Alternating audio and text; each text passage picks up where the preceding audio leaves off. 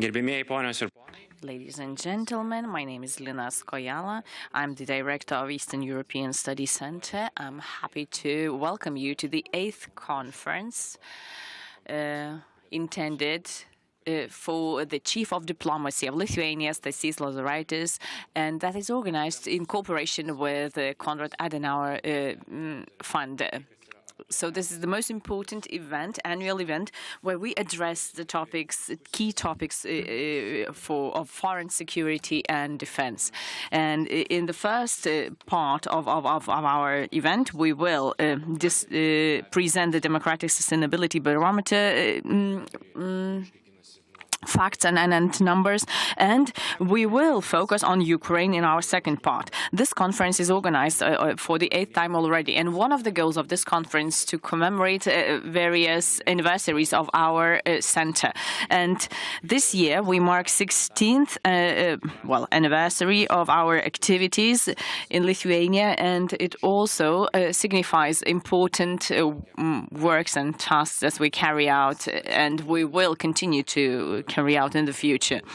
And it marks also some kind of a renewal, not just because of the geopolitical context, but analytics and analysis that we implement are highly important, and we try to make them as high quality as possible. And one of the factors, of course, is our image, which is ever-changing. So you can all visit our new website, our new logo, and this is a remarkable change in the activities of our center as well. Next year will be a highly important year for Lithuania because we will host the NATO summit, and that will be the key security event which will bring together our allies and global leaders, where they will discuss of how they can strengthen the eastern flank of NATO and how they can help and assist Ukraine in its efforts fighting against Russia. So we will contribute to organizing the forum together with NATO, and because engagement of experts in security policy is highly meaningful and important. So I would like to encourage and welcome everyone who's already paying their tribute and putting all their efforts in preparation for those events.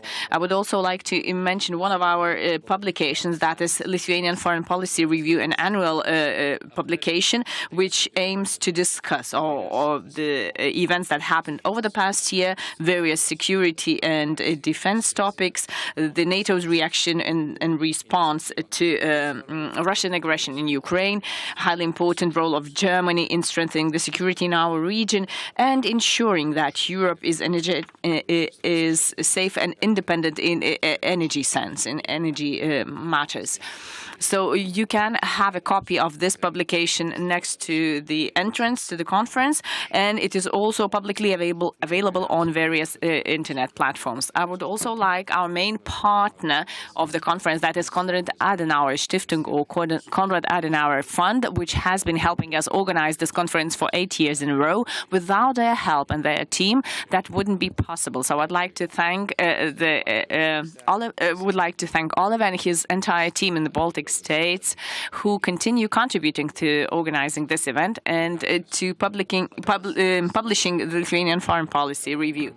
And I would also like to thank my team. We are a small organization in terms of number of staff, but we are highly enthusiastic and energetic and proactive, and we are trying to make the best that we can, and nothing would be possible without their help. So thank you for being here together here with us. And I would like to welcome all those watching us online. And now I would like to invite the head of Konrad Adenauer Fund in Lithuania, Oliver Moravinsky, for the welcome address.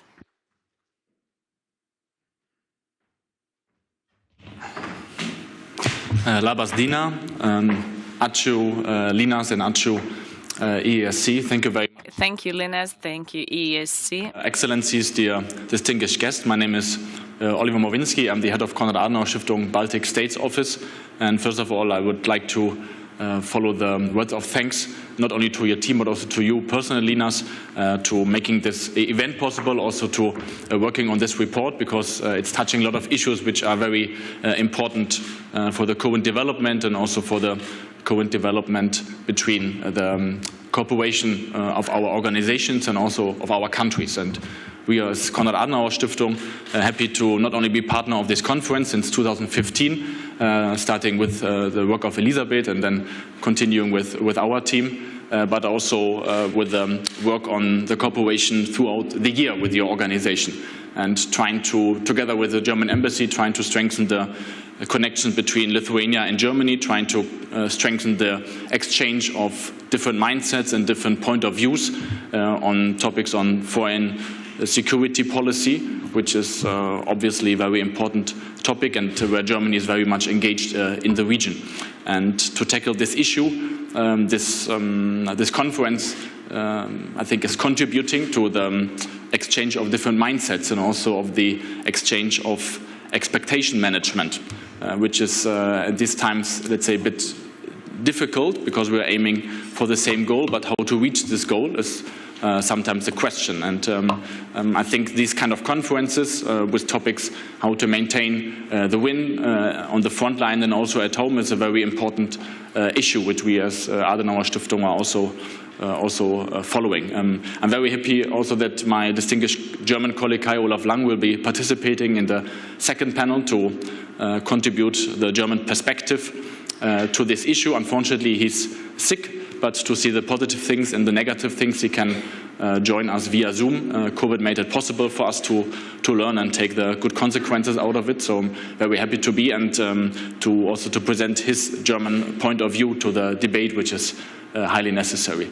So thank you very much, Linas and your team for organizing this event. And I'm looking forward to the discussion and wishing us all a fruitful and interesting discussions. Ačiū.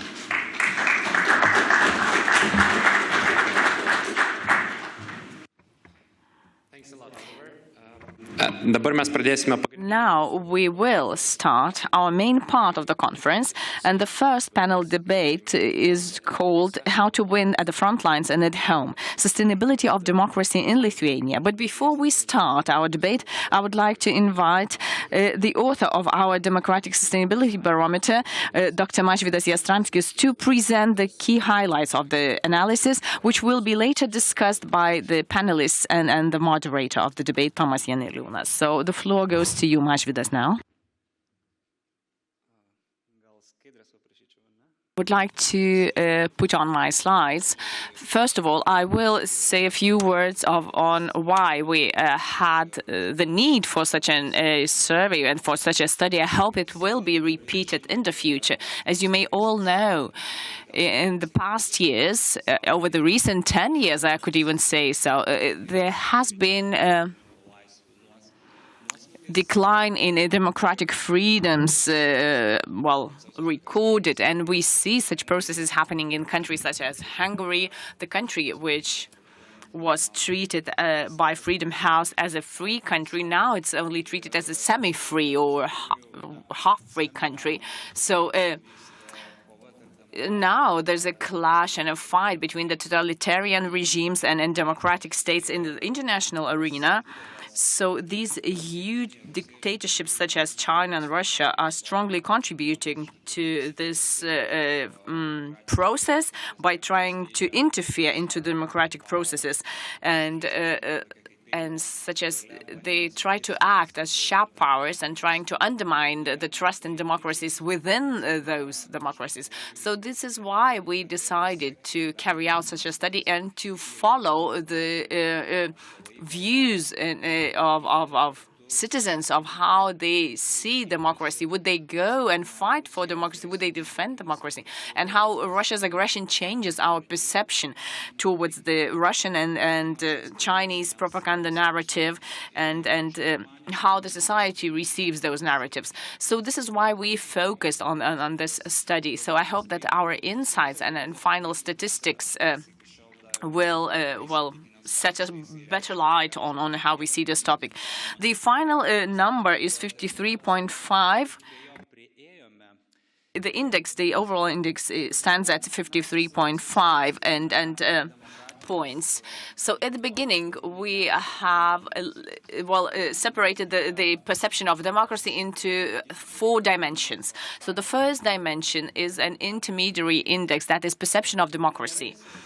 These are not the complete number of indicators. You will be able to see overall scale of those indicators. But the main or the core part focuses on these 4 dimensions. And we asked how different aspects of liberal democracy impact this perception of democracy, such as free elections, women and men rights, independence of judiciary system, and etc. How many people believe that those are necessary elements of democracy? So the scale was from 1 to 10, and we may see that many elements are seen as necessary for democracy, and you may see how many people chose those extremes of this scale. So 54.4% of Lithuanians believe that freedom of judiciary system is a total must for democracy. Even though the average is pretty high, but we may see that at least 2 parties are competing in the elections, is one of the least important in the perception of democracy. And what is interesting to know that some 5 people believe that this is the hindrance to democracy. So this does not mean that those are anti-democratic perceptions, but it relates to the specifics of Lithuanian society, who really want independent candidates, who want to see independent candidates that don't really trust political parties. Support for active defense of democracy is also seen as an important part. We asked people, would they go for protests? Would they go out to the streets? In cases such as, let's say, if people would restrict democracy in Lithuania, if they would significantly change the election rights, which favor the one party, if they limited the media rights, etc. So the overall majority of people would agree or would take part in such protests due to several reasons, due to restrictions of democracy, due to limitations of election rights, due to limitation of independence of judiciary system, and etc. So the number of active citizens is a minority who would actively take part in the protest. But the number of those who would agree to protest is quite large. And the 2 last aspects received less support from the audience, from the public. Now let's move on to satisfaction in democracy. These are not so positive aspects. This is the 3rd dimension, where we try to see how Lithuanian people see the functioning of democracy. Are they pleased? Are they satisfied with the functioning of democracy? This is usually,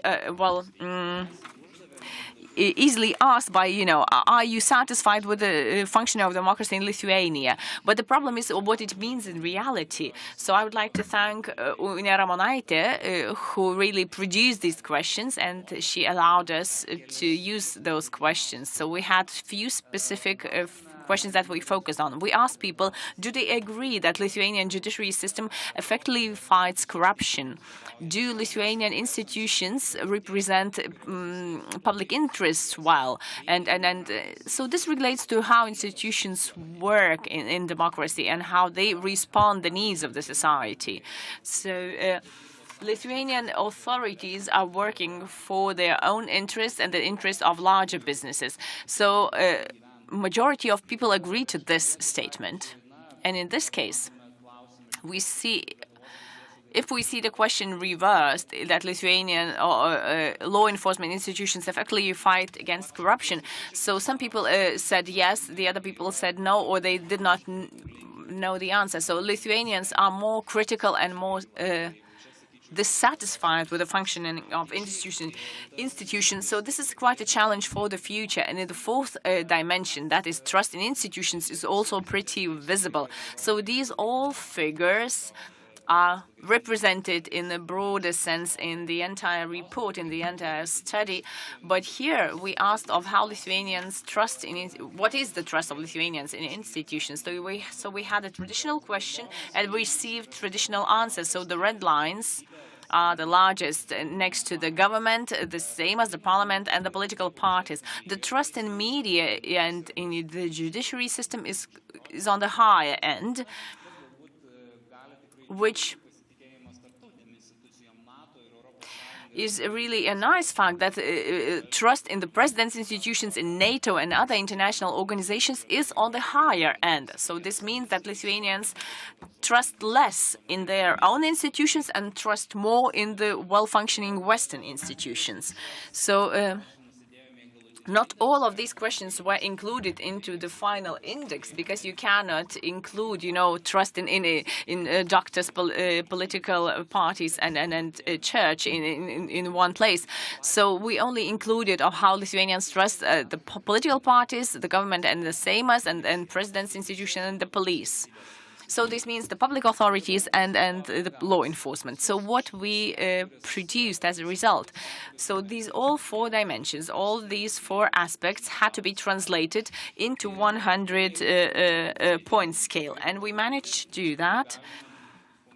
So here you may see our final product or final result and its interim parts. So the overall democratic sustainability index is 53.5 points. And up to 100, this means that everything's perfect and ideal. So on theoretical level, Lithuania passed the test and had a positive mark. But we may see how certain ingredients contribute to that. Lithuanians clearly understand the key elements of liberal democracy, such as political rights and freedoms, independence of judiciary system, as a must for democracy, and that index is among the highest. Support for defense of democracy index. We included all those people who would not take part in protests themselves, but who would support the protests. And as you may have realized from the slides before, that the most problematic are 2 areas, that is trust in public authorities and institutions and satisfaction with democracy in Lithuania index. So these figures are lower than the average of the scale. So the question is what we should do about that, and definitely that is a challenge, and we need to strengthen democracy and trust in public institutions. How to do that, that is a question worth million, but you probably are also interested whether these answers depend and correlate with the education and the place of residence of the respondents. But, the majority of these categories does not really affect the overall result. Yes, there are certain differences, but they are not very significant, up to 10 rating points. So where you see the plus, so this means that this factor affects the overall result. Education has a higher impact and is more repetitive factor. More educated people with higher education, they perceive democracy better, and they would be more likely to take part in the protest. One thing that was awkward in this survey, in this study, maybe that is a statistical coincidence because they sometimes happen. And maybe we should repeat this analysis. People who live in smaller towns and villages, their perception of democracy was a bit higher. So this may be a coincidence. And what is interesting, in terms of satisfaction in democracy, it is already, reversed, because we may see that there are certain differences in the age of respondents, but it is also not very significant and not a very high trend. Moving on to the second part of the study, that is the perception of threat from Russia. So it was interesting for us to see how Lithuanian residents perceive Russian threats and whether they are resilient towards these threats and Russian narratives. So we asked several questions, and these questions were used in previous surveys as well, and they worked. So we asked our people whether Russia poses a direct threat to Lithuania, to the Baltic states, and we see 50% agreeing with the statement completely. A couple of years ago, the center issued and published a publication, survey results again. The survey dealt with our approaches and attitudes towards Russian threats after the invasion of Crimea, and we see this similar results. And Lithuanians would like to see more NATO soldiers here on the ground. A lot of people believe that Lithuania should put every effort to help Ukraine in its fight against Russia. So that is the.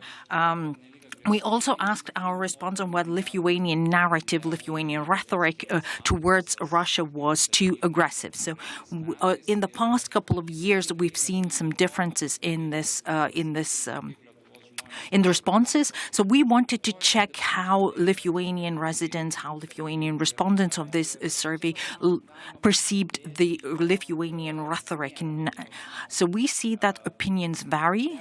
We don't have a uniform approach. We have 1/3 agreeing that the rhetoric is too aggressive, 1/3 that the rhetoric is sufficient. So the good thing is that we adequately, as a nation, understand Russian narrative, and our resilience has definitely increased. When it comes to Russian and Chinese economic narratives, we thought that it was feasible to divide this aspect into two parts and to divide this into economic narrative and political narrative. I will not read out all the questions you see on the slide, but you see that there is a large portion of residents that agree that a conflict with China hurts Lithuanian economy. That we also asked whether conflict with Russia affects Lithuanian economy. And we see again that there is lack of clear opinion. Again, we have a distribution 1/3 of respondents agreed, 1/3 of respondents disagreed. So our opinions are somewhere in the middle. And we also asked whether social and economic human rights are more important than the freedom of speech and the possibility to have fair elections. So we've seen different opinions here again, and we see that the Russian and Chinese narratives are perceived differently. So, but the general image, however, says that we're not resilient to Russian and Chinese economic narratives.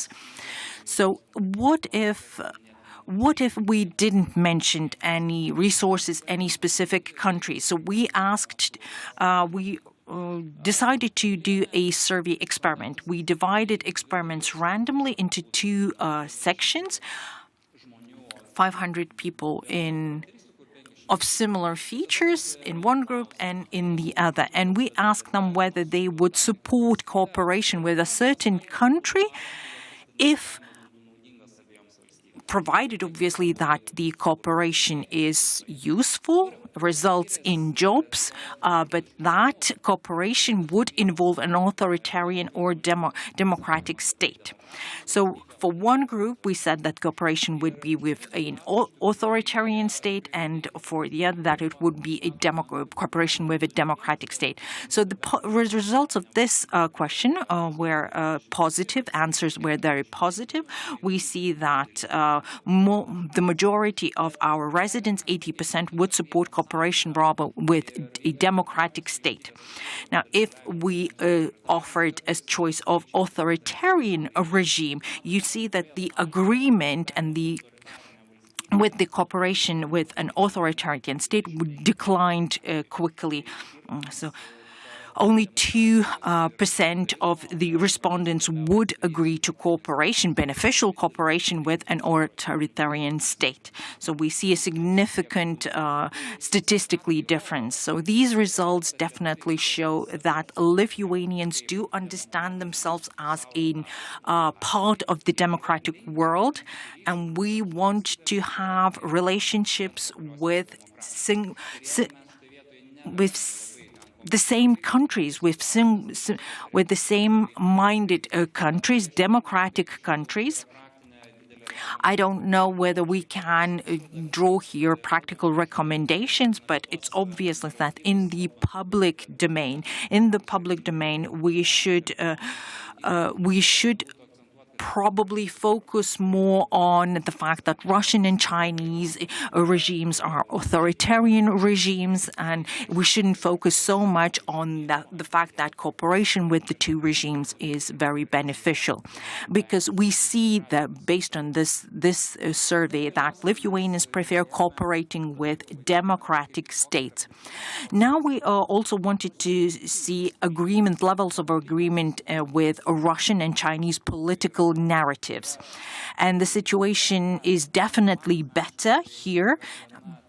In my opinion, these responses provide room for optimism. We still, the majority of the majority of our respondents definitely don't think that Russia protects traditional values in the world. So we see our resilience towards these propaganda narratives. And we see that our respondents didn't agree with the Russian narrative that Lithuania implements U.S. interest and it promotes war in Ukraine. So we can be happy about these results. However, we do have to see the whole picture. So the public opinion is against Russian and Chinese political narratives. The only thing that poses a question here is that the absolute majority of respondents believe that Lithuania was guilty because of worsened relationship with China. We see that the majority of people agree with the statement that Lithuania is guilty itself because of worsened relationship with China. Equal distribution of responses was to the question whether NATO development promoted and encouraged Russia to defend its interests. So what did we do with these indexes? So we actually took these all indices and developed a resilience to Eastern Propaganda Index. The overall index and the overall score is 58.8. So the highest scoring index was the perception of Russian threat. So we understand these threats as a nation rather adequately. The similar goes for resilience to political authoritarian attraction. The least when it comes to resilience to economic narratives, economic authoritarian regimes, then we're less resilient, but overall the index is promising. It's not that Lithuanians would like to cooperate with authoritarian regimes. No, the preference is to cooperate with democratic states, but the thing is that a lot of respondents believe that this balancing of interests is possible even when it comes to cooperating with authoritarian regimes. So they believe that this is more a matter of cooperation and experts. Again, when it comes to this resilience index, we tried to look at socio-demographic elements and how they affect responses. Age and place of residence didn't affect the respondents that much, but education, however, was affecting every dimension, meaning that individuals with higher education were more adequate in terms of understanding Russian threats, and they were more resilient to economic, political, authoritarian narratives. We also tried to look at Lithuania, at our respondents' values, support they were willing to provide to their democracies. All of these elements, all of these questions and results are available in the publication we've issued. So thank you very much for your opinion, for your attention, and I'll be waiting for the discussion to discuss the results of the survey.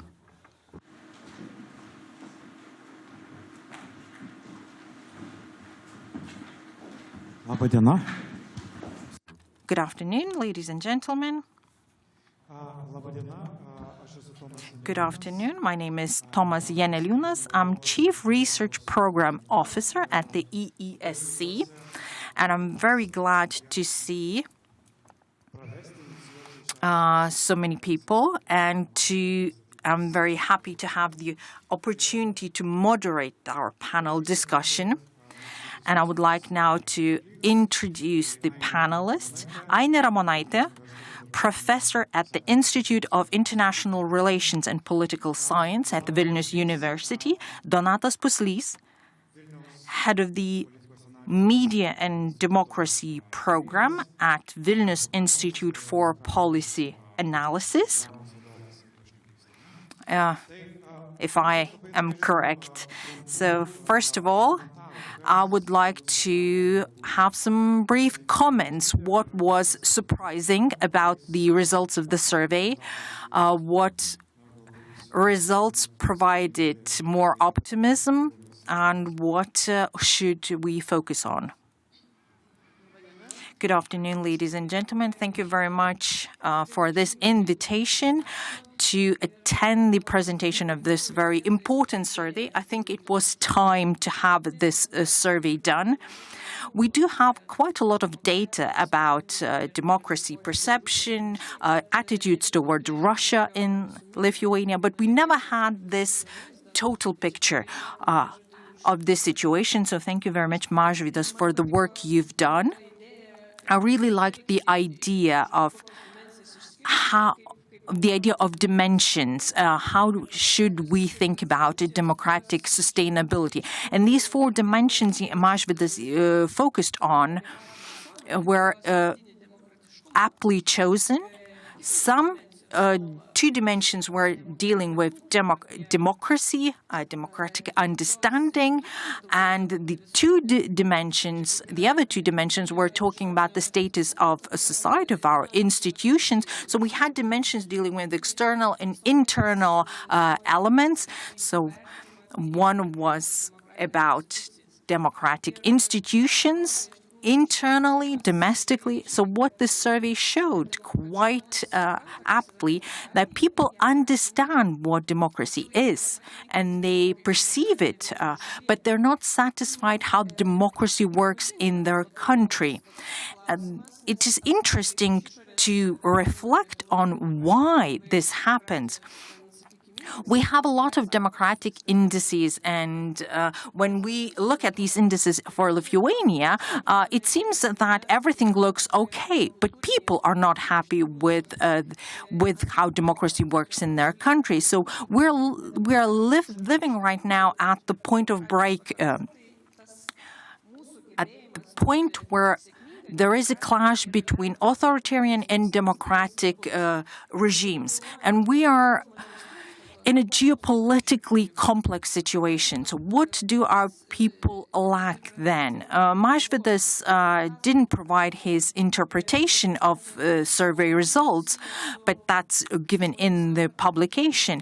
Maybe people include socio-economical elements into their perception of democracy. So maybe they expect more government action in countries' economy. Maybe that's correct, but the details, the data we have from this survey don't prove this statement. The Democratic Sustainability Index and the satisfaction of democracy, Ruta Žiliukaitė actually and I worked on the questionnaire Mažvydas mentioned at the start of his presentation. The Satisfaction with Democracy Index talks about representation. I focused and point out things Mažvydas already said. Why do people don't see political competition as important? We do have political competition, but people don't think that political competition between the parties ensures representation. That, for me, shows that people don't feel engaged in decision-making processes. Something has to be done, something significant. Right now, we're working on Lithuanian strategy for 2050 until 2050, and our vision is more or less based on the Scandinavian model. It talks about engaging society in decision-making. And I would like this survey to prompt us to think about how we can improve processes. We were very successful at improving trust in police authorities, and I think we can do better again in improving trust in our democratic institutions. But we need to do a lot of work in this area. Thank you very much for inviting me to participate in this discussion. It is nice now that I have a new tool to discuss, a new index to discuss with my students. We've just recently talked about the Freedom House Index, and in general, with student debated whether you can measure freedom and how do you measure the quality of democracy, for example, in Lithuania. And you can have different cross-sections how to look at democracy in a country. So from everything what's been said, one thing concerns me. One thing raises a lot of questions. Yes, we should start probably from positive things. So what I'm happy about is the fact that against this geopolitical context, we understand Russian threats. Maybe we could understand them even better, but the understanding of Russian threats is better than I expected. I actually am very happy that our nation is quite well aware and understands the possible threats of more cooperation with authoritarian regimes. So maybe that reflects our moral values, or maybe that's also due to the fact that our political literacy is arising and we are capable of understanding how dangerous authoritarian regimes are, and we are capable of understanding practical, pragmatic outcomes that come from cooperation with authoritarian regimes. In our local government elections, we'll have the opportunity that are upcoming, we'll have the opportunity to evaluate our politicians, our policymakers locally, whether we agree with their cooperation with some figures in hostile countries. Some things do concern me.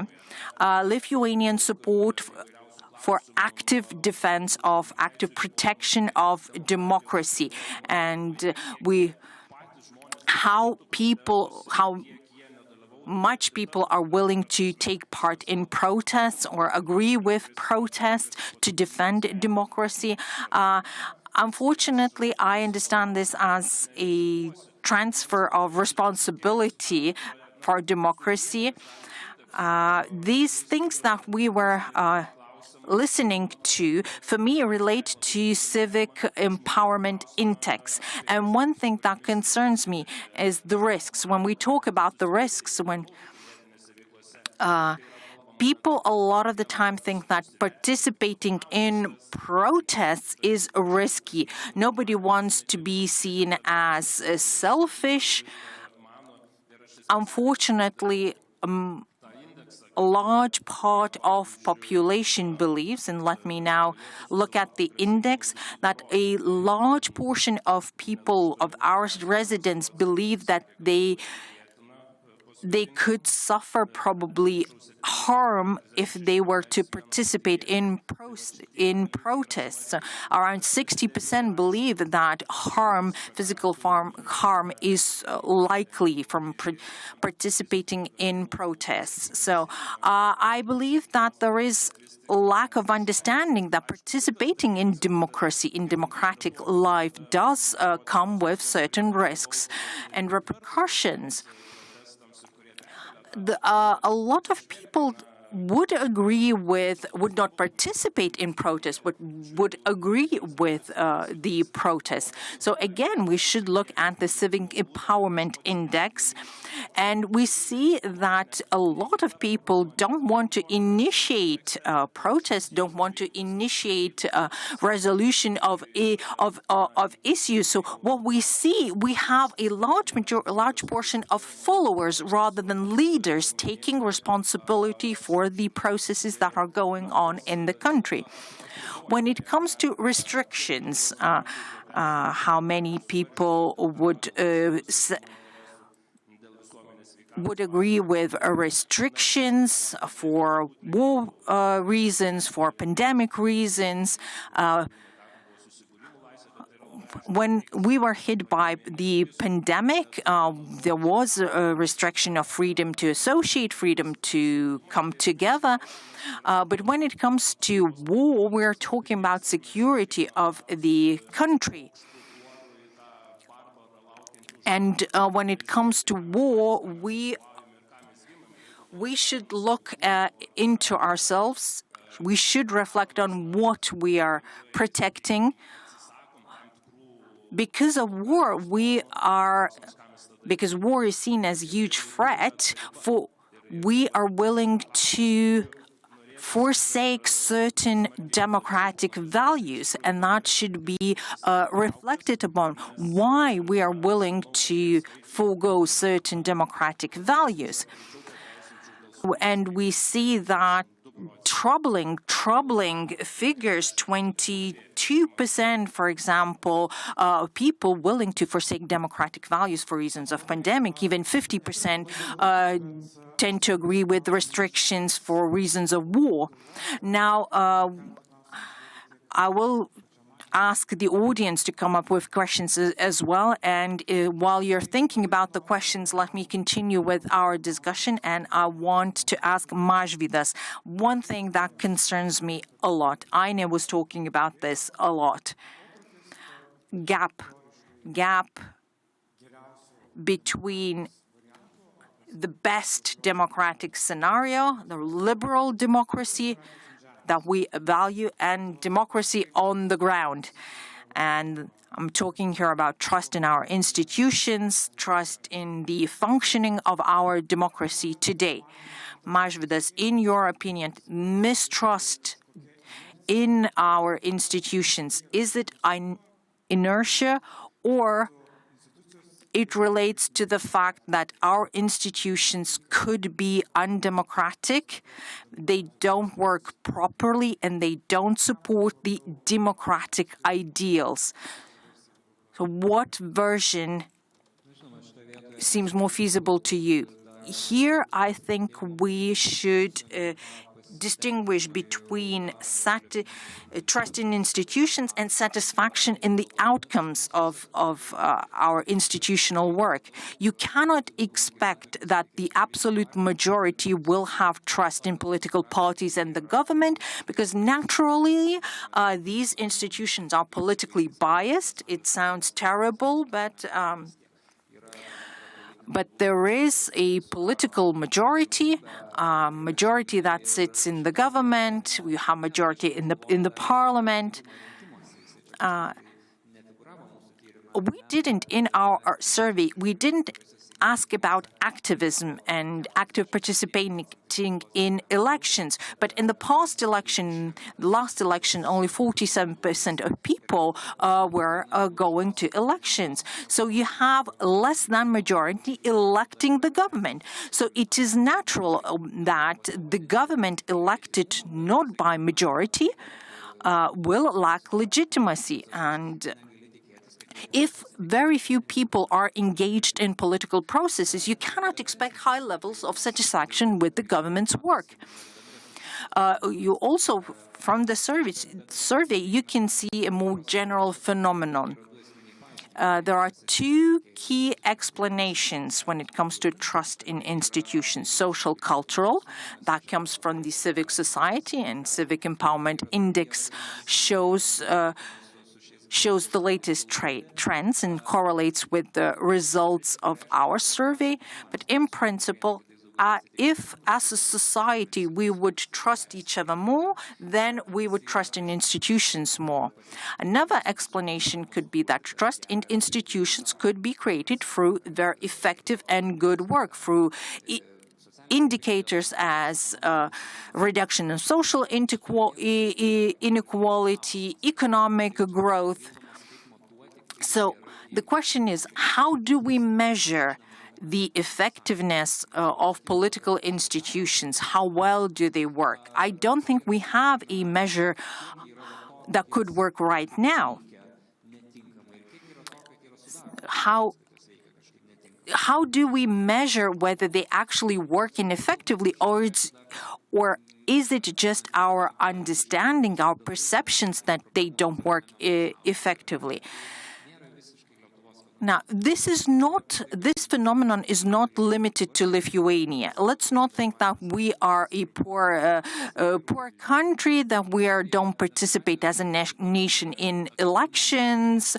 But you see this global trend that residents don't trust in political institutions. They tend to participate in elections less.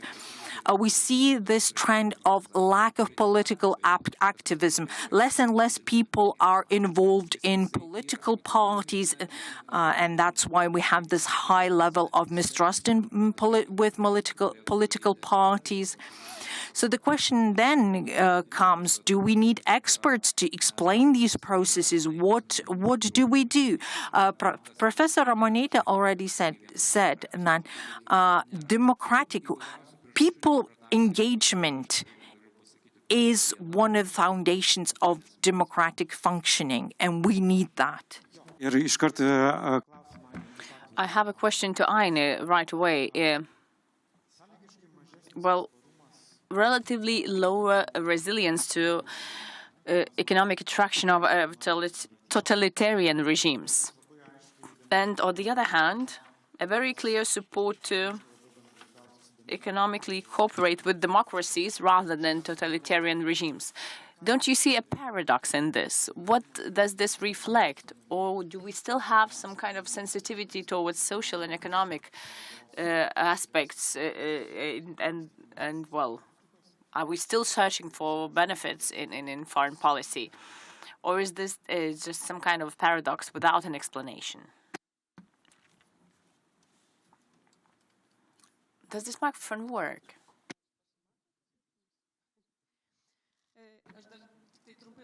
I will briefly respond to the previous question. I think there is some kind of problem related to the mentality of our political scientists, and in how we reflect the events, global events. All the authoritarian trends that we see, we have a perspective as if it is the fault of the society. And we never try to see, maybe it is not the fault of the society that they do not trust the institutions.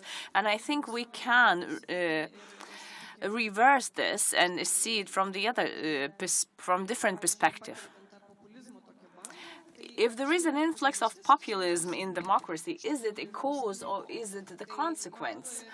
If it is a consequence, so it is a consequence of what? So instead of blaming the people for being populist and not understanding what true democracy is, I think from this survey we clearly see that people understand what true democracy is. Of course, expectations of our people and other people around the globe are much higher compared to what public institutions produce. Maybe they have too high expectations, or maybe the public institutions are truly functioning badly. So in those countries where people don't really feel that they are well represented and public authorities function well, so I think this is the challenge for those institutions themselves to think and to realize how to build trust.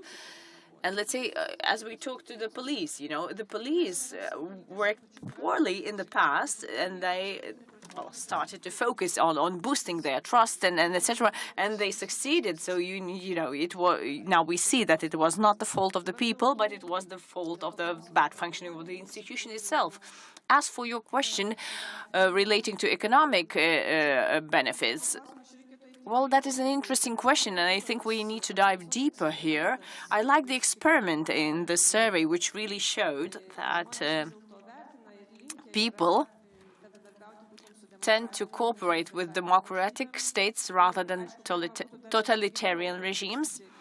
And I think we could go even deeper by looking for how much people are inclined to sacrifice for the sake of democracy. And we did not really ask much about the opinion of our relations with China, So I think this is a vacuum for some kind of propaganda. So maybe this is just a rational thinking, and I think that we should not make any drastic or dramatic conclusions in this place. So people are not really saying that we should not cooperate with China and we should look for our economic, benefits. But from this experiment, I think it clearly shows that people don't really want to cooperate with totalitarian regimes, even if it comes at a higher price. Donatas, I have a question to you, which regards the resilience towards Russian propaganda. Despite high efforts that Lithuania is putting to curb the Kremlin's propaganda, we still see that at least a fifth of the respondents believe that war in Ukraine was incited by NATO or the US. Do you believe that it is a large part, or is it rather normal? 1/4 thinks that Russia had to respond to NATO's enlargement and expansion and had to use all the means. Well, this is, I think, a value-based question, not only a statistical question. Like at school, if you have your students and 20% of them are doing badly, that does not mean that you will leave them behind. You would probably start focusing more on those students who are doing not so well.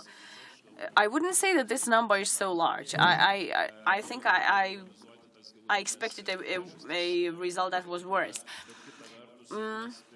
On the other hand, we had certain international experts, a part of those realists who, let's say, Mersheimer was really circulating all those ideas that just take a look. After the 1990s, the West did not keep their promise to Russia, and Russia, the big empire, is being cornered, and it felt threatened and pressurized. So, of course, it is only a matter of of whether those 20% have this realistic understanding or simply just trying to say something. You know, by saying something shocking, sometimes you draw the attention to yourself. So maybe this is the case in this matter. So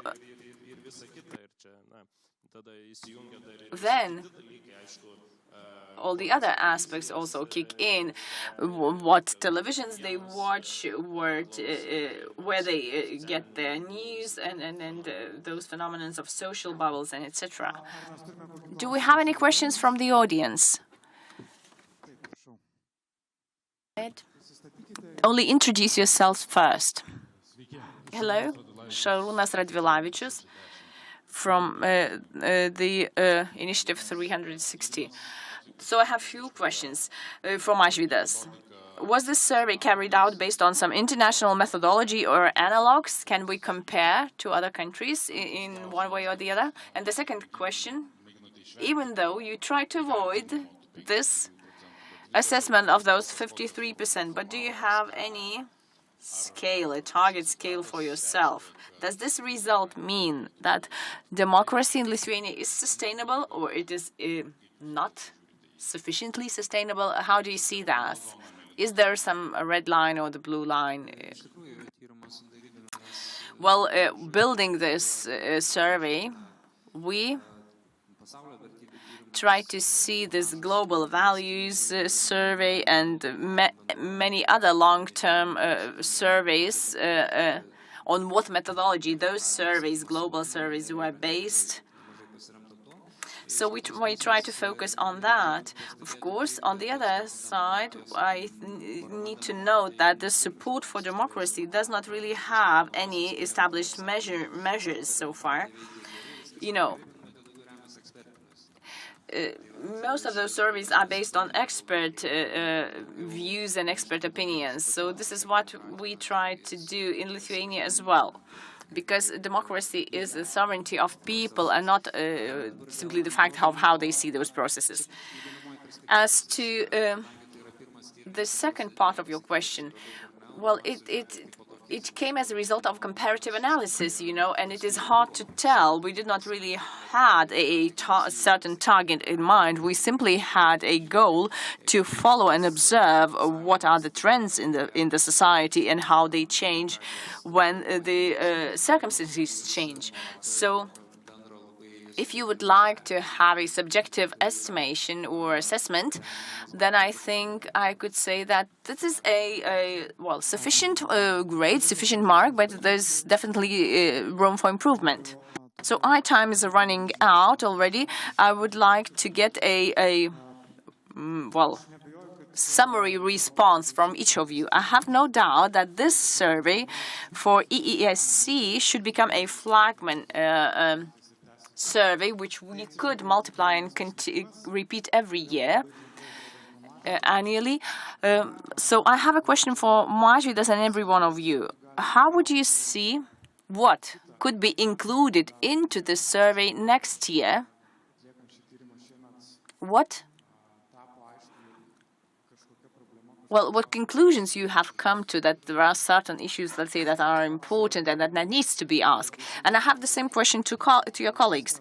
What do you think is missing, or maybe it could be added to this continuous survey if it was carried out next year? Well, this satisfaction in the functioning of institutions and trust in institutions and satisfaction in the functioning of democracy, I think I would like to go deeper into this issue and to find out why it is the way it is. And another topic that I would like to include, which really worries me a lot recently, I think we need to have more experiments in all the surveys, because when you have a certain statement, well, you get one result. But when you change, let's say, certain conditions, then you can see much better those variables, you know, in every survey. Donatas. Well, I think that we should not expand this survey. I think we should repeat it annually, and we should focus on the review of the results. But this survey should become an inspiration for other surveys which would go deeper into the problems that we have listed today in statistical sense. In this survey, Mažvydas also said that we may assume or we may suppose that it is this and that. And then Mažvydas or the team could further analyze why it leads to the conclusion A or B. Eine. Well, what I would like to see, it would be nice to see of how the dimensions of the assessment of democracy and the perception of democracy, how they correlate. And I think we should also ask more precisely of how they see the democracy. But when we ask about the perception of democracy, we should also include a question about the representation of democracy. Do people feel well represented? And which, as regards this matter of defending democracy, so I think we should also ask what is behind that. Are people not willing to defend democracy, or are they scared, or are there any other reasons why they wouldn't take an active part in protests and etc.?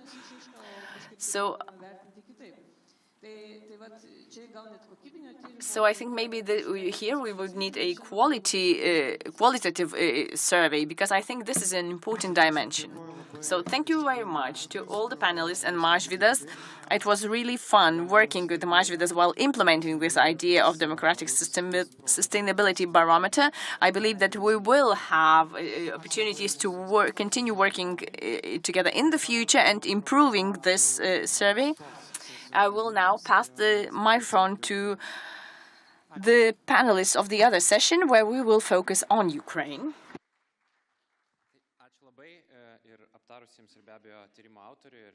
Thank you very much to this author of the survey. I believe that we will continue this survey, and each think tank, international think tank, has to have their index and to develop it annually. So I believe that this democratic sustainability barometer will be one featuring in the activities of EESC.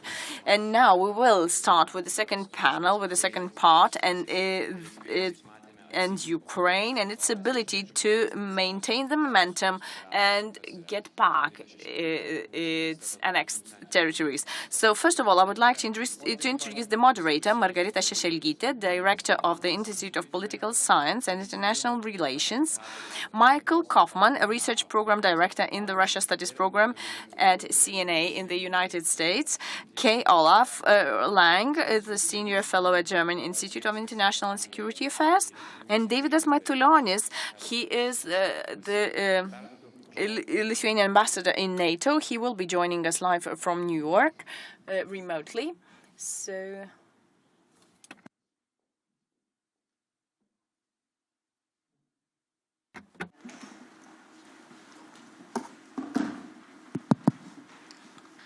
thank you, Linas. Ladies and gentlemen, good afternoon. And first of all, the word of gratitude for the organizers for giving me this opportunity to moderate such a distinguished panel on such an interesting topic. So almost 10 months ago, Russia brutally attacked Ukraine. It was a major shock and crisis in Europe, in academia, among experts, and among the decision makers who were talking about potential opportunities of Russia attacking Ukraine, but we never thought that it's going to be a conventional war of such a brutality and such a big war. It was a major shock for the European societies that our institutions are not able to prevent the war and stop war. That common sense is not that common, and it's not working. So in Putin's case, it does not, definitely. But this was even a bigger shock and crisis in this particular part of the world, in this region. History and geography kicked in, and there was a huge level of anxiety that we might be the next ones. And we were discussing a lot of scenarios, starting from hybrid scenarios, ending by the most dangerous scenario of fait accompli situation, which is related also to the nuclear blackmail by Russia. So now there's almost 10 months, and we see some positive signs on the battlefield. We see a huge unity and resolve on the Western side. We see losses on the Russian side. That gives optimism. But on the other hand, we also see energy crisis in Europe, fatigue, certain signs of pressure to negotiate the peace. So how the year 2023 will look on the battlefield and in the political domain, and what scenarios we can see. We will be discussing these and other issues with our panelists. First of all, Michael Kaufman, the director of the Russia Study Programs and CNA. Kai Olaf Lang, who is going to be joining us online. He's a senior fellow at German Institute for International and Security Affairs, Berlin. And last but not least, David Asmatulionis, our ambassador to NATO. So I will organize this discussion in the following way. I'll ask the panelists to give their insights from 5 to 7 minutes, and then I'll open the floor for the audience to ask the questions. So my first question goes to Mr. Kaufman. So how do you see the situation in the battlefield, and what kind of scenarios do you envisage for the year 2023? Okay, well, thanks for the kind introduction and for the invitation to participate in the discussion today. I obviously focus on the military dynamics. I'm a military analyst by trade. I would say that first, it's very fair to present the current situation 10 months in as arguably the best scenario that one could have envisioned if you look back to how bleak things look in February. It would have been difficult to imagine that not only would Ukraine be able to defend itself in the conventional war, that Western policies would change dramatically, that with Western material assistance, Ukraine would not only hold the Russian advance, but be able to seize the initiative, exhaust the Russian military momentum, and be able to launch 2 successful offensives in what is now kind of the 3rd phase of the war. That said, at this stage, we're a bit of in a transitional period in this conflict, right? December is featuring some attritional fighting, but it's not necessarily what the winter will look like or what we should expect moving forward in the war. Whenever you're looking at a conflict, people often have a tendency towards status quo bias. So if they see attritional fighting, not much territory changing hands, they assume that the war's heading towards stalemate. That's not the case. On the other hand, you know, if there's a successful offensive, right, and rapid liberation of territory, yes, Ukraine is winning, but folks will overly assume that the war is going to be short and that's essentially almost won. And that, too, is not the case. You have to prepare for a long war, and you have to assume that the fighting might be difficult and grinding, and it'll proceed in different phases, yeah? So looking out towards at least the winter, I think it's fair to say that on the Russian side, the Russian strategy is to try to entrench and defend, reconstitute their forces, and restore offensive potential over the course of the winter, and try to be on the offensive in the spring. As a counterpart to that strategy, as you know, in October, they launched a systematic strike campaign targeting Ukrainian critical infrastructure in an effort to materially sap the state to increase the cost of support to Ukraine's Western partners and allies. but also to create dilemmas for the Ukrainian military to try to drain Ukraine essentially of its capacity for air defense and to force them to decide eventually between defending cities and defending the front lines. In some ways, that campaign going into the winter is more dangerous than the fighting you're currently seeing around Bakhmut. I'll give you an example. Whatever happens at Bakhmut, even if it's a tactical victory for the Russian military, it'll come at strategic expense. The Russian military will use up manpower and ammunition that may well undermine the strategy to try to defend and hold over the course of the winter. The Ukrainian strategy is to continue pressing the Russian military and not give them the opportunity to reconstitute, right? And all indicators are that they've been doing that. You see incremental Ukrainian advances in Luhansk. You see a grinding fight around Bakhmut, but you see a redeployment of Ukrainian forces from Kherson as well. And there's a fair possibility Ukraine may attempt another offensive before the winter is out, looking towards January, February. I won't speculate on what or where, but simply suggest that it's a distinct possibility. So in large parts of the battlefield, Ukraine still has the initiative. And on balance, although you have seen Russian attacks, the war is being, in many respects, still driven by Ukraine. That said, Ukraine's military effort heavily hinges on external material assistance from the West. And that's a question both of actual availability, equipment, ammunition, what have you, but also policies. There are states that have equipment, they have capabilities, but for different reasons they don't want to provide them. So I could see maybe a couple scenarios looking out to the winter. Of course, it's very difficult to see beyond that, but how the next several months go will give some insight into the future trajectory of the war into 2023.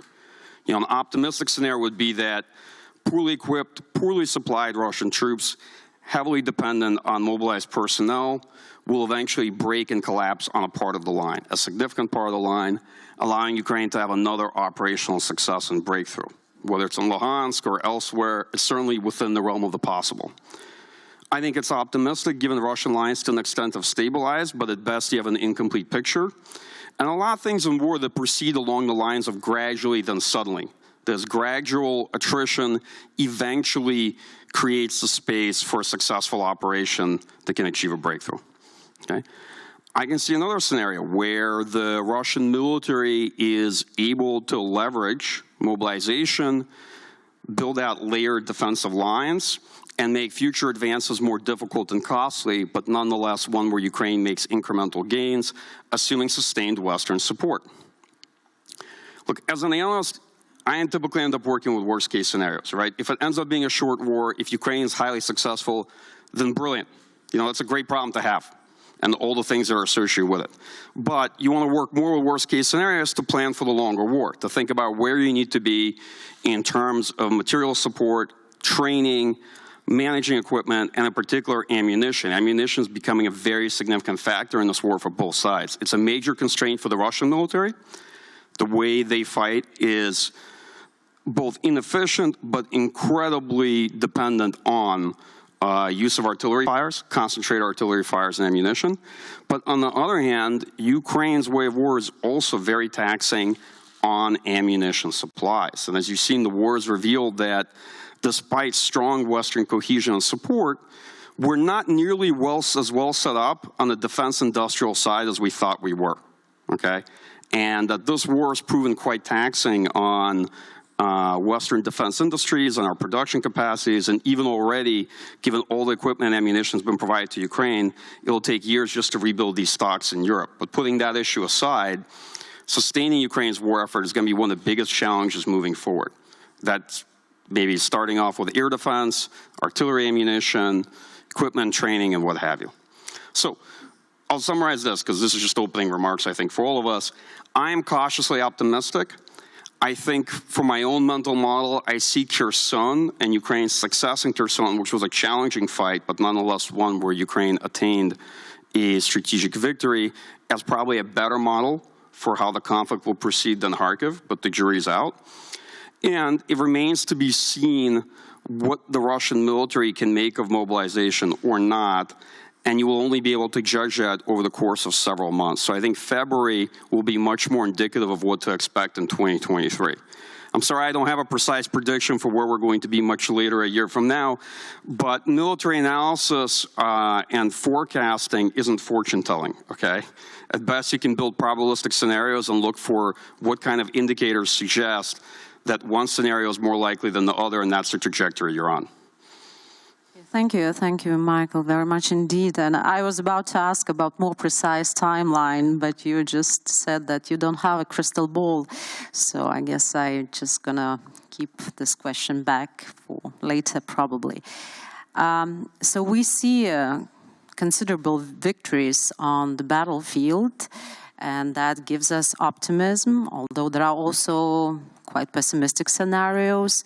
But one of the major challenges, I guess, at the moment is the political will to support Ukraine in fighting till the end, because maybe it's not a huge challenge, but we already heard the discussions in France when the French President Emmanuel Macron was suggesting that probably we have to offer security guarantees to Russia, but also in Germany, German Chancellor Olaf Scholz was also saying that probably there will be a time when we will go back to the situation of status quo ante with Russia, and that gave us a bit of a shock, I would say, because for us the most important thing that Ukraine wins on the battlefield, and then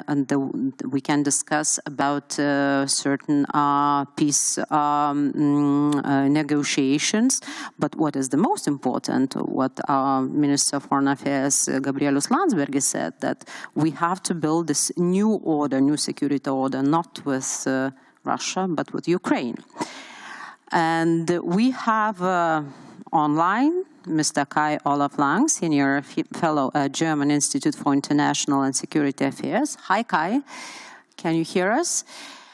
And I would ask Kai to provide his insights, how he sees the situation, status quo situation, from political perspective, probably from German perspective, and what to expect in 2023.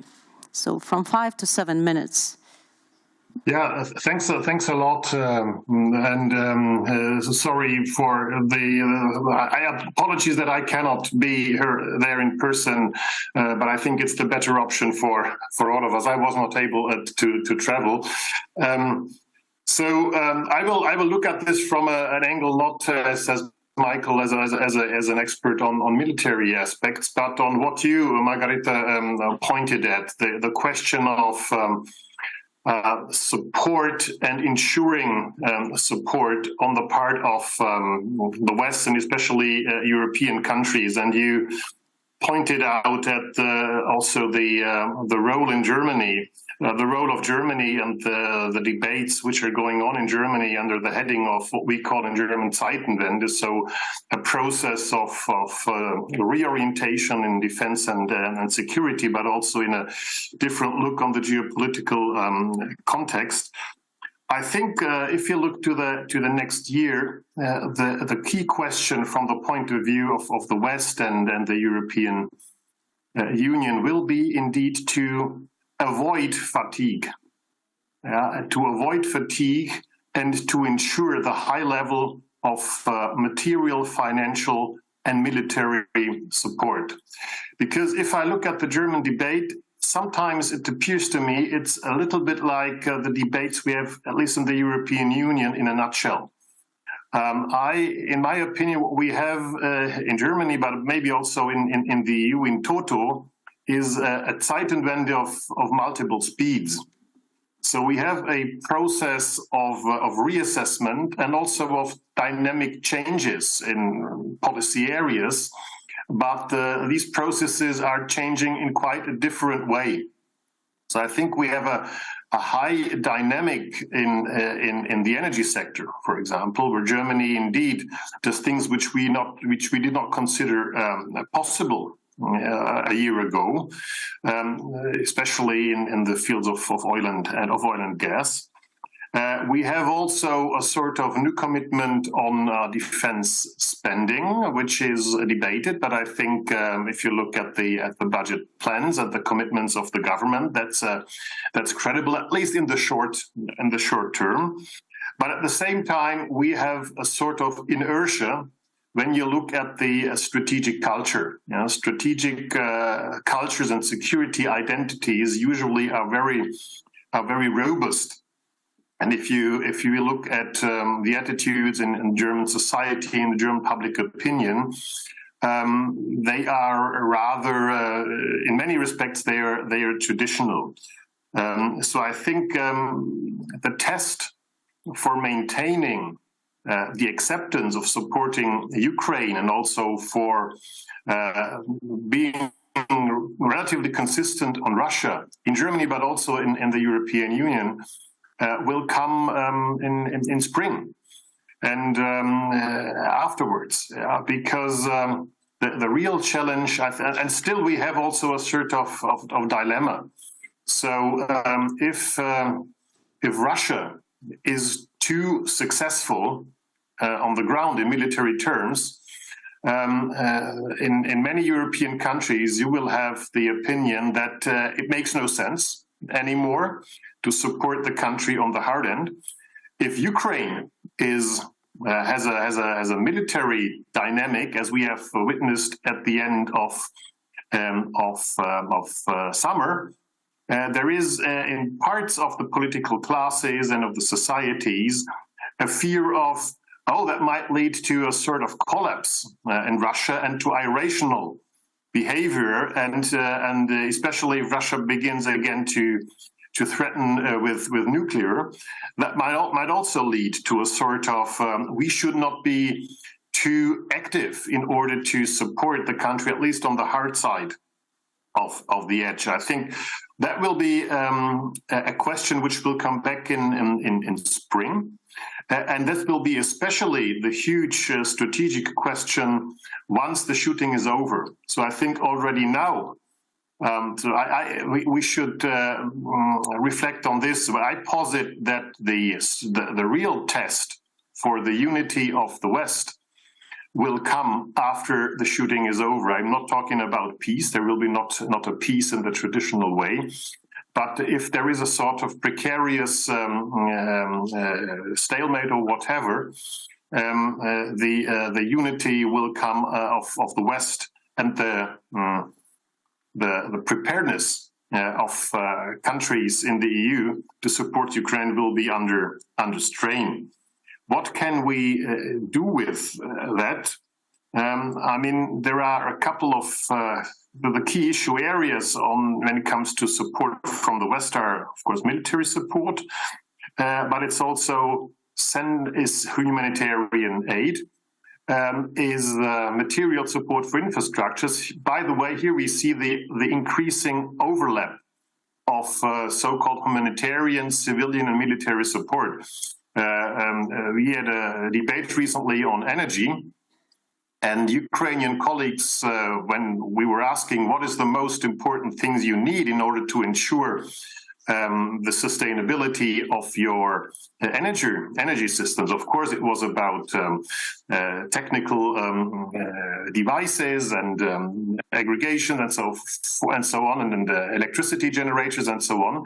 But the main thing was air defense systems to protect the strategic infrastructure. So here we see the overlap. But I think it will be also very important to reinforce the EU side. On the one hand, kind of to give a clear prospect that the EU, which is in the military domain, of course, not the key player for Ukraine, but to ensure, for example, in a long term, the European peace facility.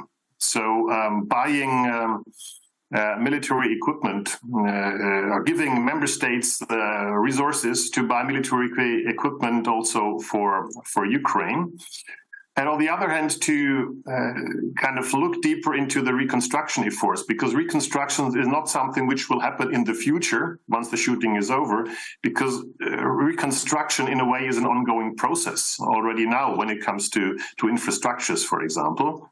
And then we should not forget about the EU prospect. This is of course, in a way, very remote in times of the war. But I think Ukraine and the EU, after having given the candidate status to Ukraine last summer, are in a risk of entering a period of stagnation, because there is a need in order to do expectations management, because Ukraine expects that there will be something moving quite soon when it comes to its accession prospects. But realistically, we know that a decision only to open accession talks, accession negotiations, will not take place earlier than next fall or even the end of the next year. And the Czech presidency tries to do a little bit in order to show at least signals in the meantime. Otherwise, Ukraine could be frustrated about the EU not kind of giving more palpable content to the question of prospect. Last remark on Germany and Lithuania, and the cooperation of Germany and Lithuania and the Baltic states in the context of the war and supporting Ukraine for the next years and for the next year, and also in a more strategic context. I think Germany and Lithuania could do at least three things. The first one is we know that German-Lithuanian security and defense cooperation on the eastern flank has been deepening, and of course it has been catalyzed due to the war. Despite the differences both countries still have when it comes to Russia, when it comes to the support of Ukraine, I think there is a consensus on enhancing NATO presence on the eastern flank. And I think German-Lithuanian cooperation is important to show that there is unity in NATO and that we have a sort of embedded security and defense cooperation on the eastern flanks, despite of slightly differing assessments when it comes to Russia. So that's a very important signal in NATO, but also vis-a-vis Russia. And one aspect here could be to try to work on regional defense plans. I think there is a sort of regionalization for NATO defense in the eastern flank, which is broader and broader after Finland, for example, will have joined. So this might be a sort kind of to initiate the debate about regional defense planning at the northeastern shoulder of NATO. I think the second thing which Germany and Lithuania could do, although it's not directly related to Ukraine, but strengthening the robustness and resilience of NATO is, of course, closely interrelated. To establish a sort of resilience plan for Baltic Sea security. So especially when it comes to critical infrastructures, to have a sort of action plan either for the Baltic Sea or for the eastern part of the Baltic Sea. And the third element, Germany and Lithuania could, together with other countries, for example, of Central Eastern Europe, of Northern Europe, establish a sort of new group of friends of Ukraine in the European Union, a group which tries to work on overcoming a period of stagnation in EU-Ukraine relations proper in the process of approximation. And this could mean giving a clear signal that something will happen on accession in the first half of the next year. The Swedish EU presidency might have a role here. And at the same time working on the integration of Ukraine in the common market.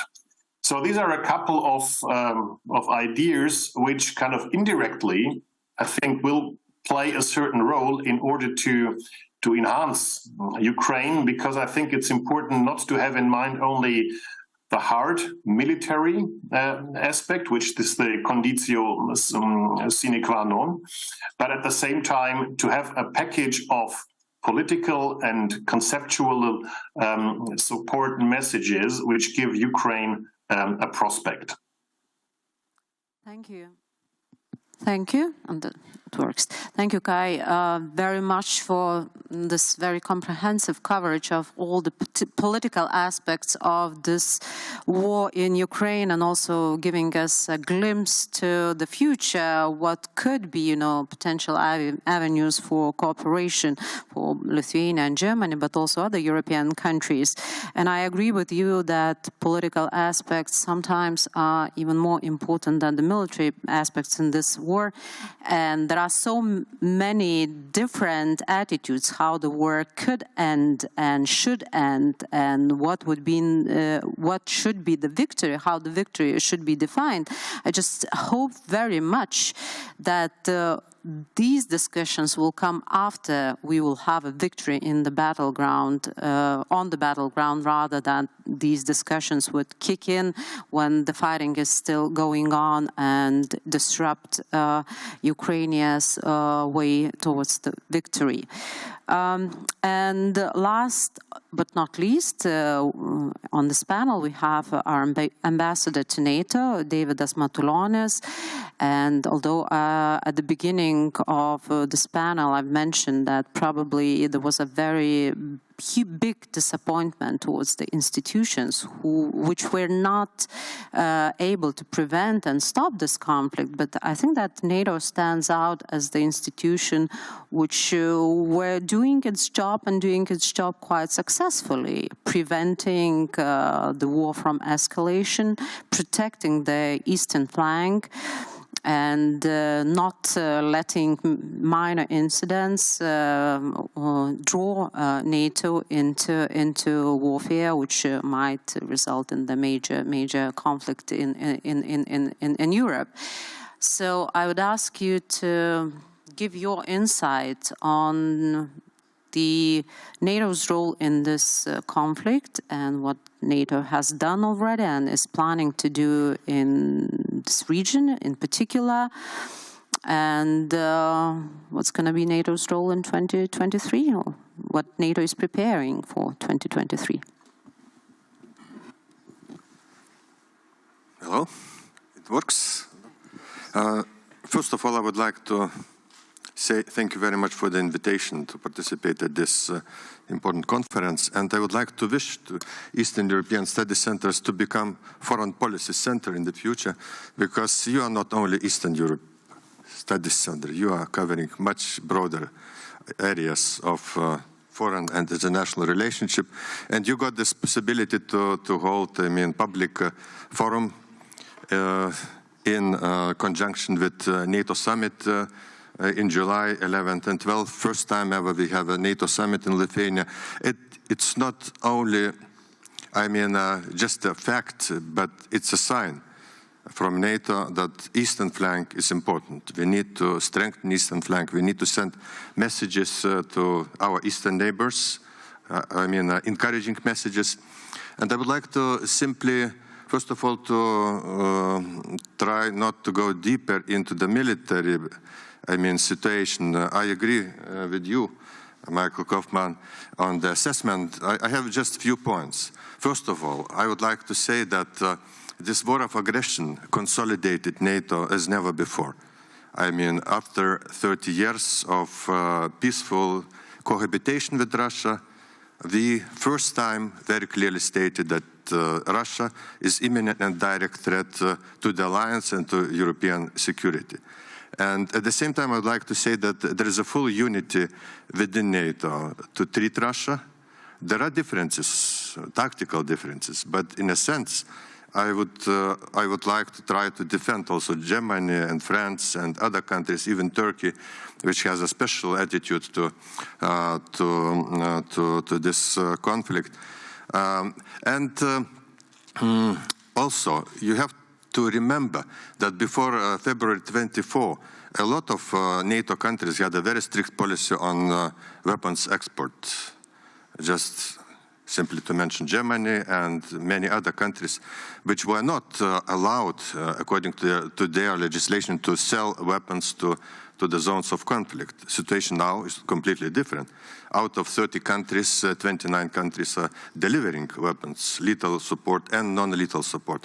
We just have to admit that under, NATO encouragement, United States took over this very important coordination role, so-called Rammstein process of delivery of weapons. And it's also important that we are going beyond NATO borders, and 50 countries participate in the Rammstein group, 50 countries. And it's also, I think, a remarkable result. NATO is coordinating non-lethal support to Ukraine. And therefore, I must admit, and I'm really happy when I saw this public opinion poll that among all international institutions, NATO is on the top at 78% of Lithuanians support NATO membership. It's a very good point.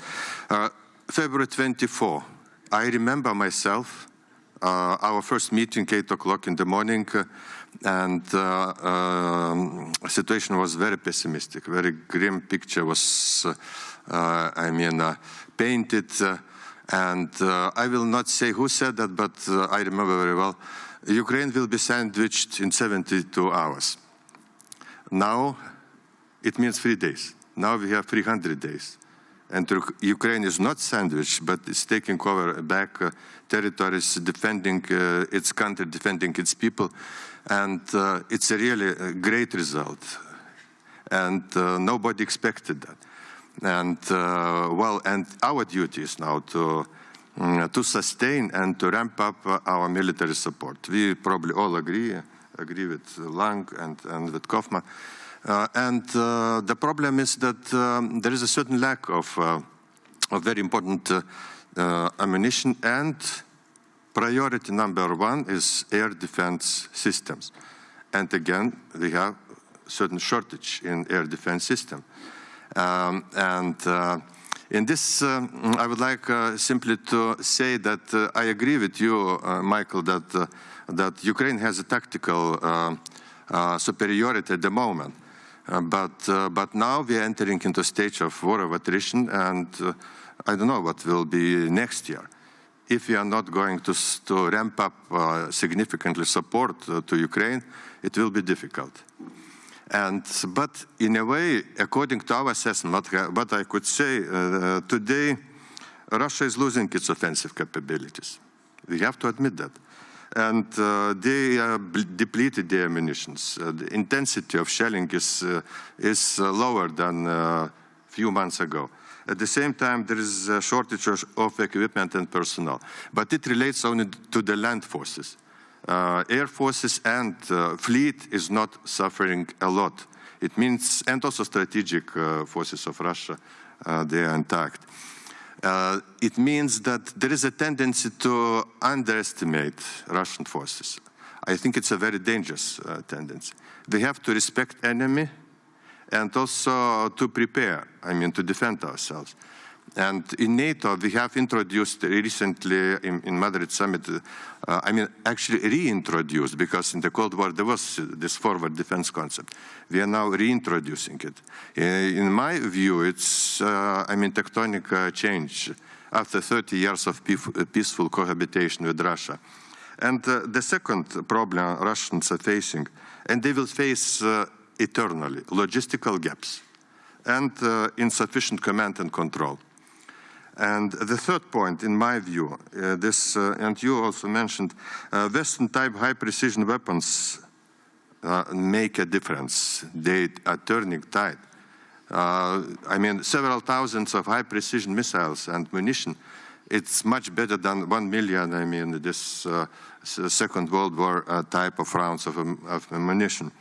And also intelligence sharing. We sometimes forget that intelligence sharing plays a very important role. I have in mind, targeting. And the fourth, moral. Moral is fully on the Ukrainian side. All this component shows that we can be optimistic, but not over-optimistic. That would be really dangerous to speak only as a wishful thinking. It's not a good point. And I'm cautious, but I can say that at least in our circles, its assessment is that Russia will not be able to start large-scale offensive without longer operational pause. It means that they need peace negotiations, so-called peace negotiations, and then to restart again the possibility of attacking Ukraine. And in this respect, somehow we underestimate another point.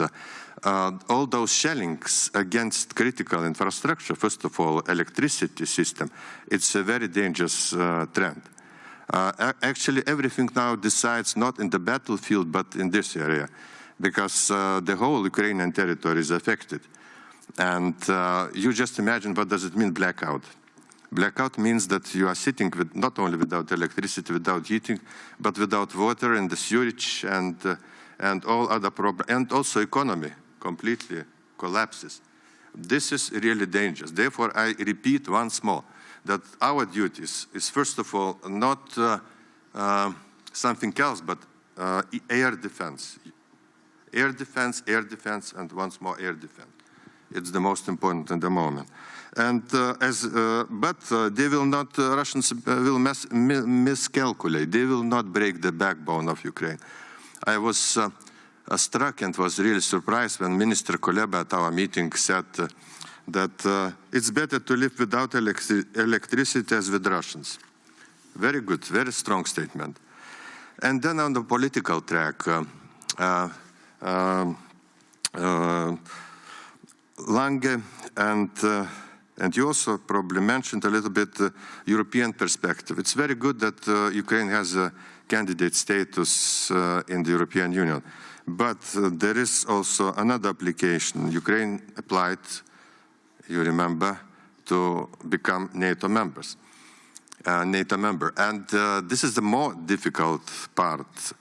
But on one side, I must say that there is full unity that we all stick to the Bucharest decisions that Ukraine sooner or later will become NATO member. Now, there are some tactical differences. Some countries are saying that we have to ramp up and concentrate on the practical support to help Ukraine to win the war. And then we will see. Let's wait. And the second group is, and we belong to this group, that we do not understand why it should be on a consequential, path. Political process should go hand in hand with the practical support. We are not speaking, we are not naive that Ukraine could become NATO member just now, and we agree all in NATO that it's a post-war solution. This closer integration with NATO. But we need to start political process. We need to send political messages that you belong to us. Ukraine is a part of our democratic world. We cannot create situation and send a message to Russia that Ukraine is a gray zone. It's, as Timothy Snyder said, bloodland forever. We need to do something for Ukraine in this respect. And therefore, our duty in Vilnius summit will be also to move forward on the political path in this respect. And I was also struck that part of Lithuanian society is already accepting a Russian narrative that NATO is, NATO has provoked war in Ukraine. It's really a striking result. Even 25%, it's already a big number. NATO has nothing to do with this. And Russia invaded neighboring country. And actually, goal of Russia is destruction of Ukraine and destruction of the society of Ukraine. And just remember what was the last 30 years. NATO stretched hand of friendship. There was a real partnership between NATO and Russia. We had a NATO-Russia Founding Act signed. We had the NATO-Russia Council. NATO and NATO countries, they did a lot, to disarm and to send a message of non-escalation. And but we should not forget that 2007 Russia, I mean, Putin decided to use NATO as how to say, they needed an enemy, and they created this enemy, but enemy is not NATO. And therefore, really, I'm struck that this narrative gets some hold in not only in our society, but in the Western societies. I'm not speaking about global South. A lot of people there think that NATO is to be blamed for this war. Yes, okay, we'll stop here. Thank you very much. Thank you very much, Ambassador. And indeed, it's important to support Ukraine in this war, not only financially and militarily, but also giving the perspective. And I truly believe that European and NATO perspective should be given to Ukraine. I think it is just very important to manage the expectations, not to give the false hope about what's going to happen very soon or a bit later, because that could cause certain disappointment to Ukrainians. But it is important to build, I guess, the coalitions of willing, which would be supporting Ukraine. We have how much time? It's 45, so 15 minutes for questions and answers. So I would like to open the floor for the questions from the audience. And Linas will be the first one to ask. Well, thank you very much for your inputs. And I would like to ask Michael maybe first the question that I've asked you before already, but still, how do you assess the risk of nuclear escalation and the rhetoric that comes from the Kremlin? And maybe our friend from Germany could also add to this in terms of, the German perspective on that risk and how could it be, mitigated. And maybe Ambassador Motulonis, if you could just talk a bit on the expectations from the NATO's eastern flank perspective or the Baltic perspective on what NATO could do more to strengthen deterrence and defense of NATO's eastern flank. You've mentioned some of the issues, but maybe some things that are your agenda, political agenda of NATO after Madrid and before Vilnius. That's essential from our perspective. Thank you very much. Thank you, Linas. And I'll give the floor to Michael. Sure. Thanks for the easy question about the prospect of nuclear escalation. So here's how I view it. First, it's not insignificant, and we should be frank about that we're probably living in a period where the risk of nuclear escalation and nuclear use is the highest it's been since 1983. I think that's a fair assessment. Second, we shouldn't overstate it or present a dire situation that fundamentally proves disarming or overly constraining in efforts either. The way I see it is the risk of nuclear escalation, or at least when this conversation I saw rapidly develop over the course of the fall, was actually relatively low. The Russian political leadership had a choice between retrenchment, mobilization, or escalation after the defeat in Kharkiv, and they chose mobilization followed by retrenchment, the withdrawal from Kherson. And they're likely going to see what mobilization can do for them. That will take several months to reveal itself either way. And mobilization did help the Russian military to an extent stabilize their alliance. So I think the immediate risk of escalation actually is relatively low. That said, following the enactment of wartime measures and annexation of Ukrainian territory, the Russian political system, the regime, has fully committed itself to the war. This means that they no longer have good ways out, and the long-term risk of nuclear escalation has likely increased.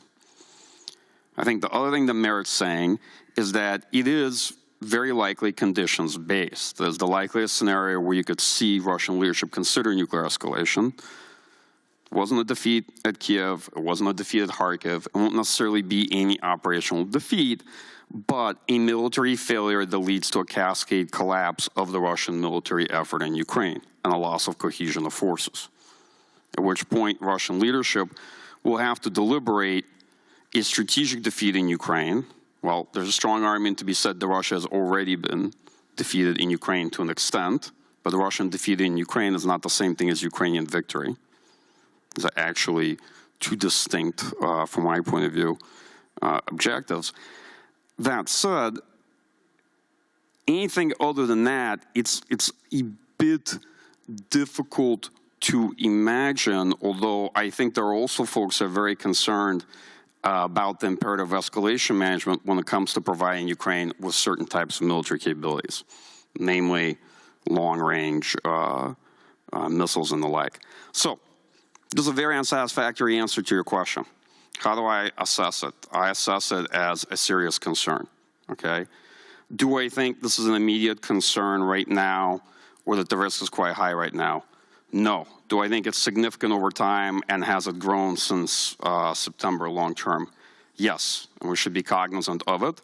And I think there's a balanced approach between sort of hand-waving it away and all these conversations, some of which I've heard, about how nuclear weapons can't have battlefield effects. Yes, they can. And the sort of whistling past the graveyard discourse of ignoring the potential impact of nuclear weapons or nuclear use, and also overly fixating on the risk of nuclear escalation as a overriding constraining factor of Western support as well, right? So my view is the right approach is a pragmatic and balanced one. Thank you, Michael. And indeed, it's. I think that there is a variety of views in many European countries how they assess the potential and how much they consider it as being a risk and allowing to affect the political decision making. So I think that is a major issue. And I think that this is an issue also in the discussions in Germany, and Germany is assessing it as a major risk, which might affect their political decision making. So Kai, how do you see it? Certainly, that was very much in the focus of public and political debates this year. Also in a broader sense, not only Russian threats to use nuclear weapons, but also destabilization scenarios around the Zaporizhia nuclear power plant. That was if you looked at the news coverage at some point, that was a huge fear. So this nuclear angst is heavy in Germany. At the same time, and I think that's the good news, it's a learning process a little bit, and I think there is a tacit hope in Germany that there are US-Russian communication lines which help to avoid the dark scenarios. And because the nuclear domain has always been outsourced in a way, not only in Germany but in most European states, even those who have nuclear weapons. But kind of this is a domain which is Washington D.C., Moscow, basically, and so I think in Germany people always followed. If there is a line of communication, or if between the US and Russia, or if this has been interrupted. So I think it's strong, but Germany also learns a little bit how Russia plays with that game. And just one more general remark on the debate. I think. In NATO, we have two strands for the future, and one strand is in relations with Russia. One strand, and certainly Lithuania belongs to it, wants decoupling and containment. And that's, I think, a clear strategy. Others, including Germany, also want decoupling when it comes to strategic dependence in the energy sector. But at the same time, containment, but not only containment. I think the debate is already starting about Russia will not disappear after the war and what to do with Russia. This does not necessarily mean a return to the philosophy of inclusion, but I'm a little bit skeptical about discussing European security order or European security architecture.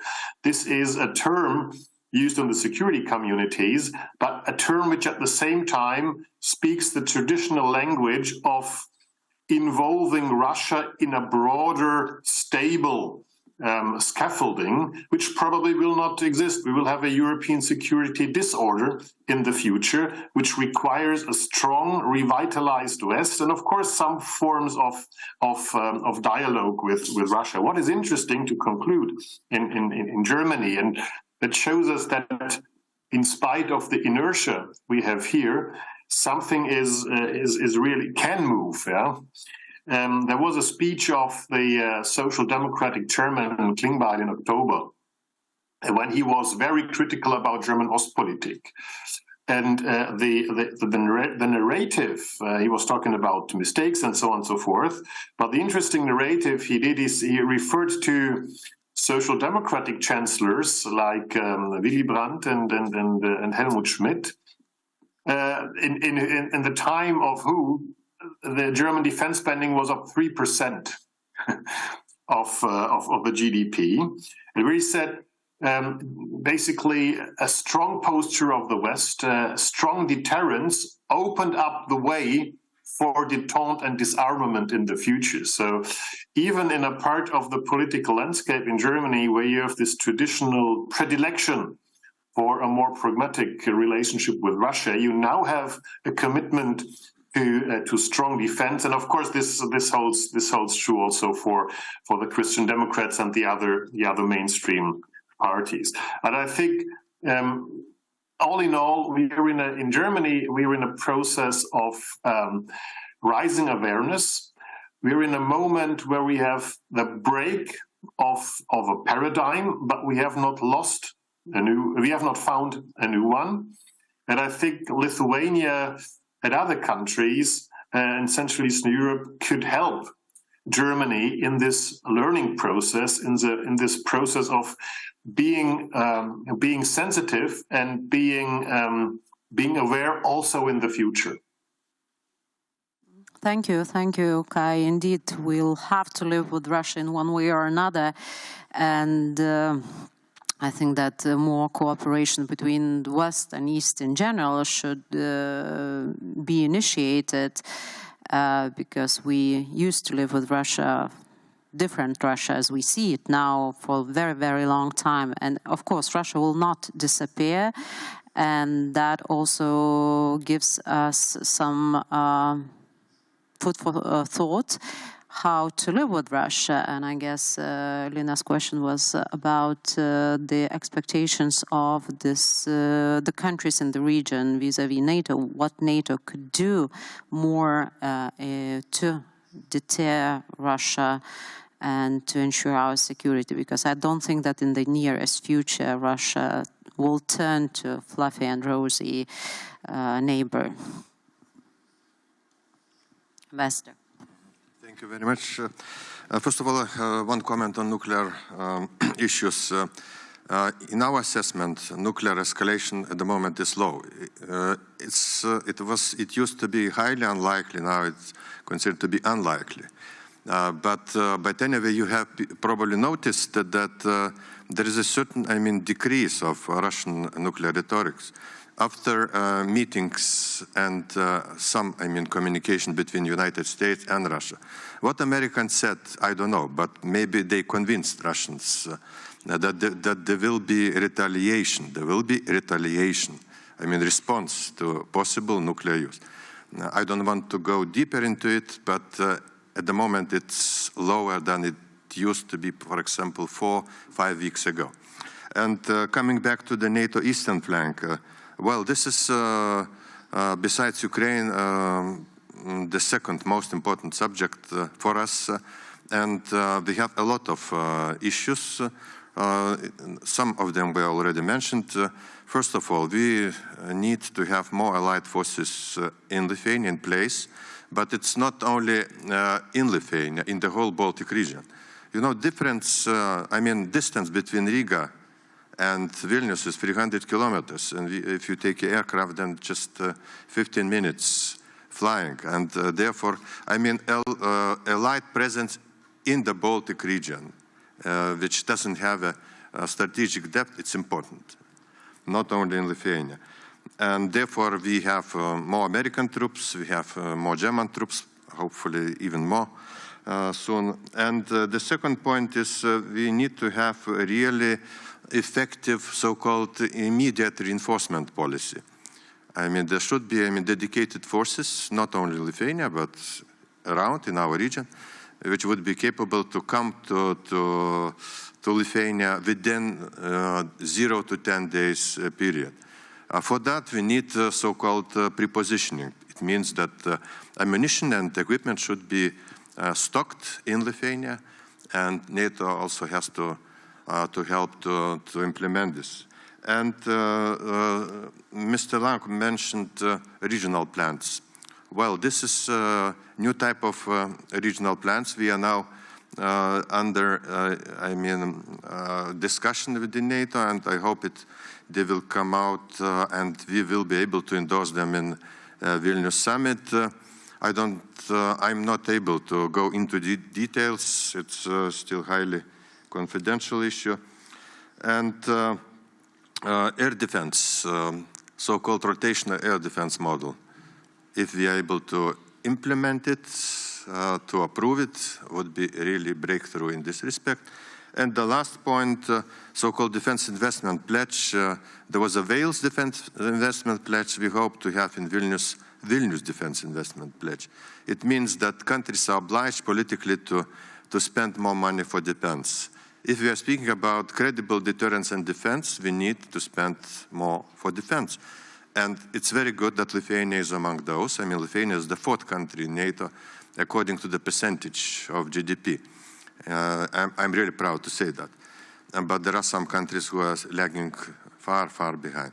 And I think nuclear deterrence as well. Of course, we fully count on American strategic forces and the nuclear sharing arrangement, which is intact. And